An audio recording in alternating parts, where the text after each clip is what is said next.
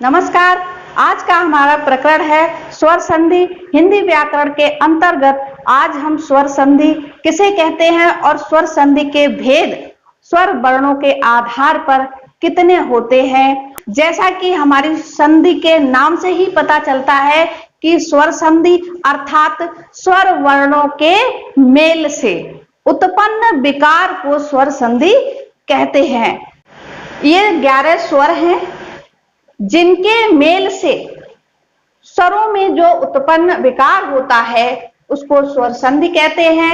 और इन स्वरों के आधार पर, इनके वर्गीकरण के आधार पर स्वर संधि का वर्गीकरण किस तरह से किया गया है इसको समझते हैं। और इसको आप एक ट्रिक के रूप में भी समझ सकते हैं। जैसे कि आपकी जो पहली संधि का नाम है वो क्या है? दीर्घ स्वर संधि। तो दीर्घ स्वर संधि में जब विकार उत्पन्न होगा या परिवर्तन स्वरूप जो वर्ण निकल के आएंगे वो वर्ण होंगे आपके ये बड़ा आ, बड़ी ई, बड़ा उ प्लस ऋ। ये 4 वर्ण जो है वो दीर्घ स्वर संधि में परिणाम स्वरूप, परिवर्तन के फल स्वरूप आपको 4 वर्ण मिलेंगे।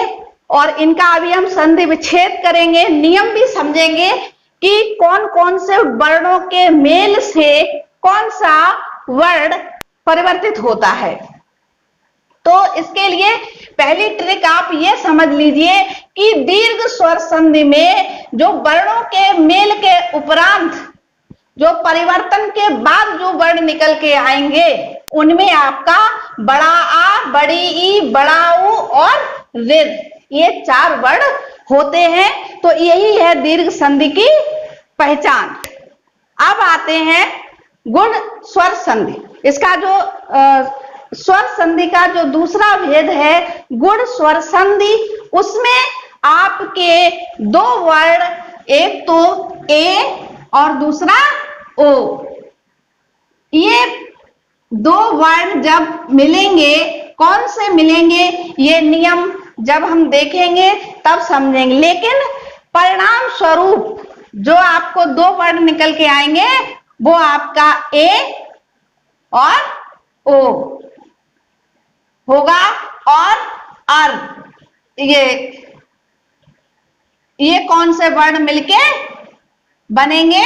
तो ये पहचान के लिए आपके लिए बता रहे हैं कि स्वरों के मेल से उत्पन्न विकार या परिवर्तन स्वरूप जो वर्ण निकल के आएंगे वो होगा ए और ओ।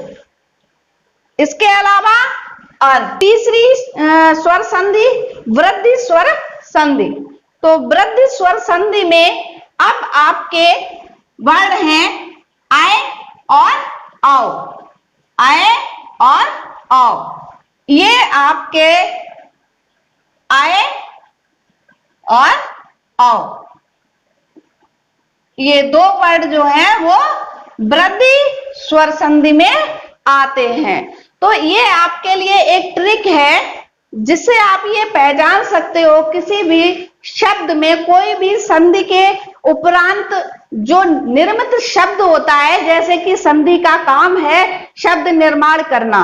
तो निर्मित शब्द में यदि संधि को पहचानने के लिए बोला जाए तो आप इन वर्णों के आधार पर उस निर्मित शब्द में ये पहचान सकते हो कि इसमें संधि कौन सी है। तो वृद्धि संधि में वृद्धि संधि में आए और आओ ये वर्ण आते हैं।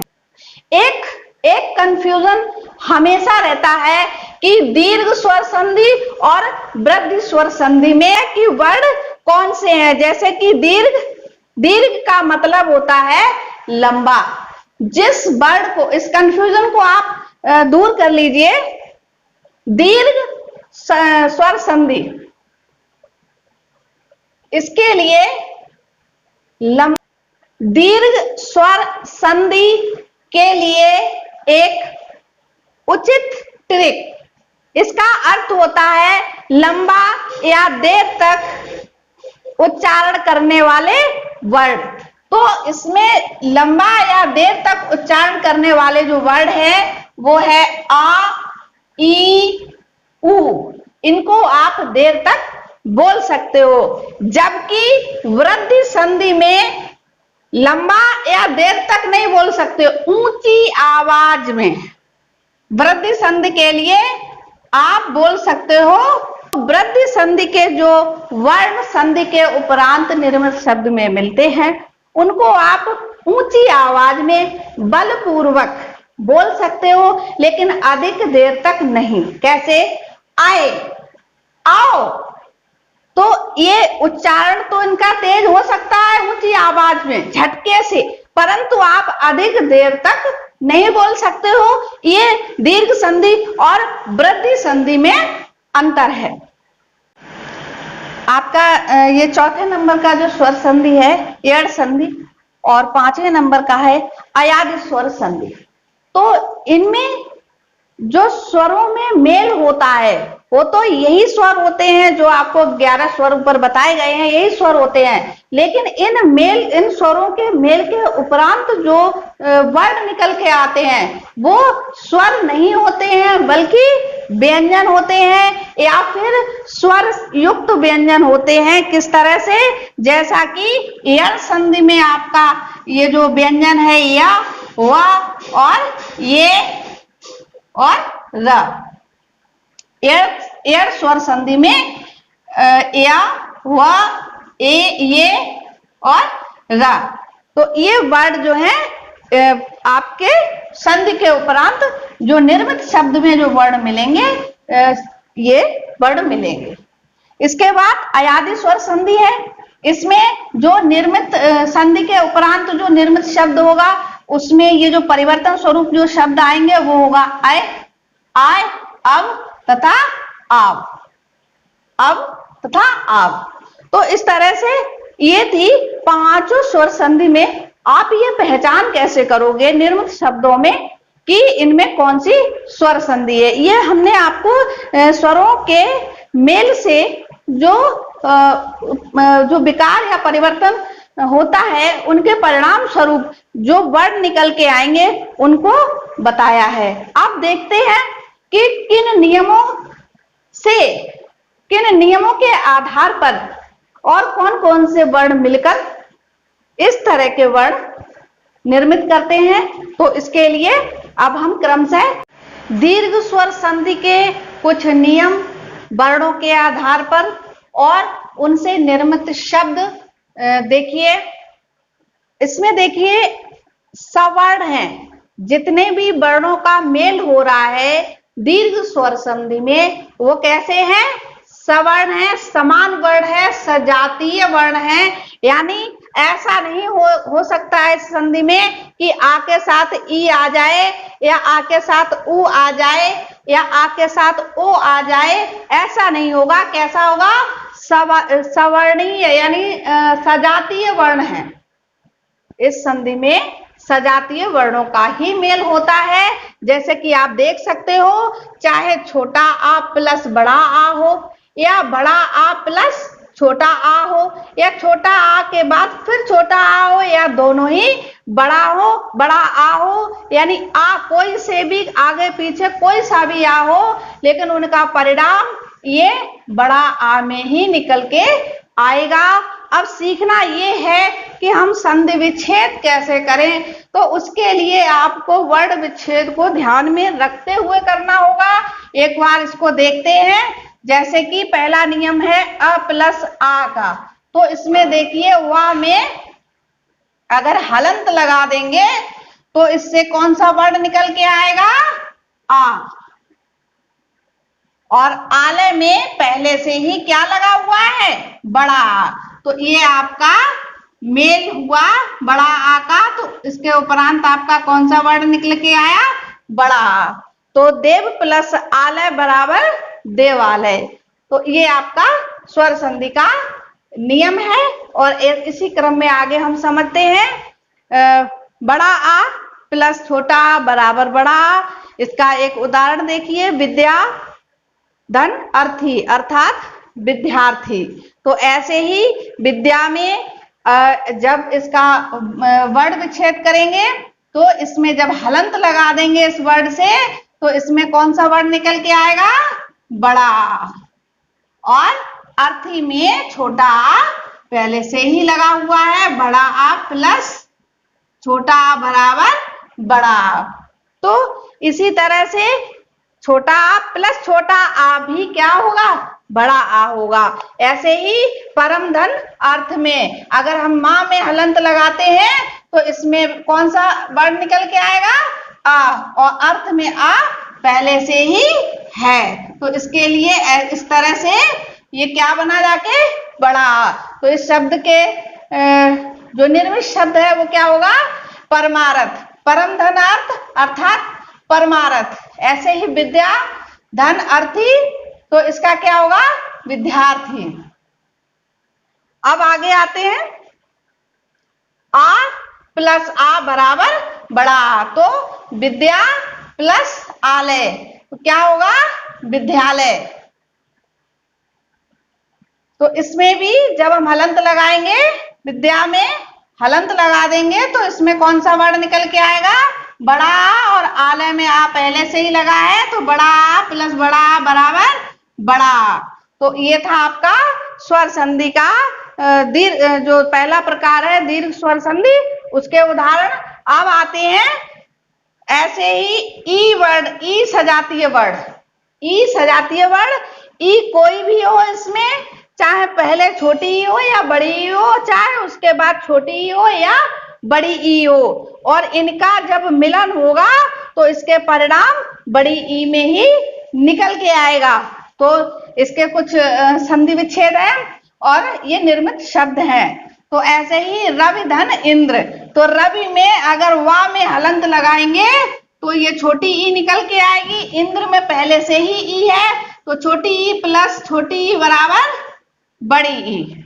तो रवि धन इंद्र, और जब इसको विच्छेद करेंगे तो जब इस शब्द निर्माण करेंगे तो रवि धन इंद्र का शब्द निर्माण क्या होगा? रविंद्र। ऐसे ही नदी में दा में हलंत लगाएंगे तो बड़ी ई निकल के आएगी, और बड़ी दूसरे शब्द में बड़ी ई पहले से ही है तो इसमें बड़ी ई बराबर बड़ी ई प्लस बड़ी ई बराबर बड़ी ई। तो इस तरह से ये शब्द कैसे बनेगा? नदीश। तो इसमें ये दा है, जो दा पे जब बड़ी इसमें लग जाएगी, हाँ, तो नदी धन ईश। अब इन दोनों को जब हम जोड़ देंगे, संधि कर देंगे, तो शब्द क्या निर्मित निकल के आएगा? नदीश। ऐसे ही मही महींद्र, तो मही में अगर हलंत लगाएंगे हा में तो इसमें भी बड़ी ई प्लस छोटी ई, इंद्र, तो क्या हो जाएगा? बड़ी। तो इस तरह से ये शब्द कौन सा हो गया? महेंद्र। ऐसे ही गिरि धन ईश, तो इसमें छोटी ई निकल के आएगी और ये बड़ी। गिरि में हलंत लग जाएगा, इसमें रा में हलंत जब लगेगा तो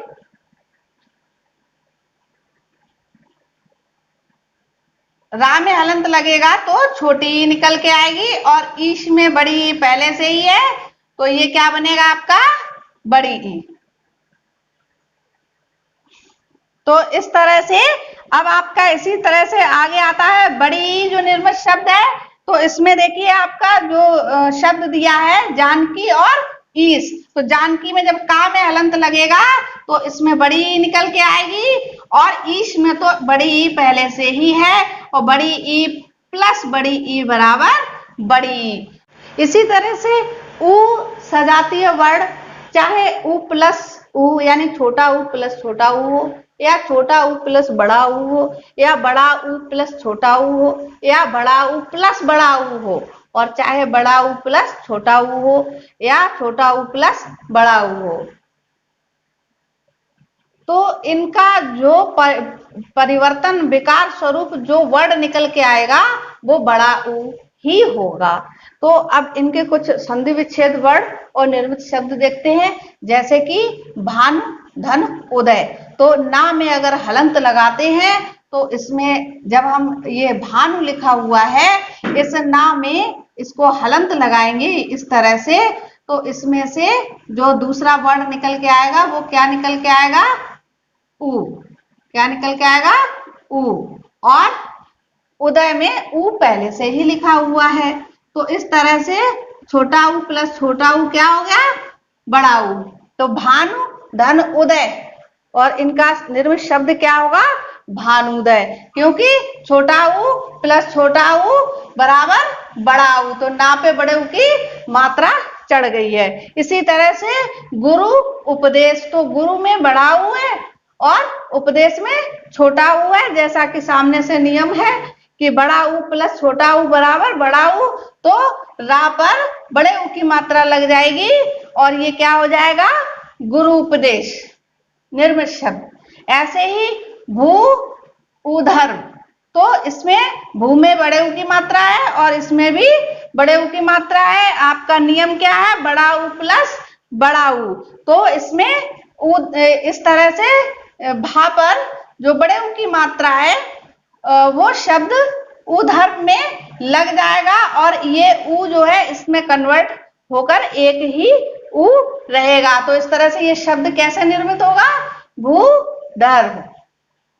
अब देखते हैं नेक्स्ट नियम, बड़ा उ प्लस छोटा उ, तो इसमें देखिए लघु, लघु में घा में हलंत लगाने पर ये बड़ा उ निकल के आएगा और छोटा उ पहले से ही है, तो लघु धन उर्मी बराबर लघु उर्मी।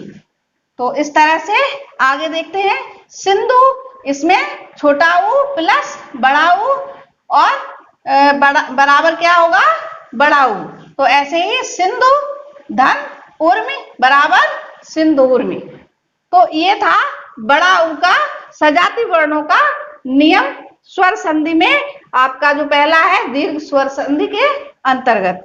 अब इसके अतिरिक्त इसमें एक वर्ण आ जाता है री के बाद, री के बाद ये री वर्ण ही आता है, तो आपका जो निर्मित शब्द होगा वो री ही रहेगा।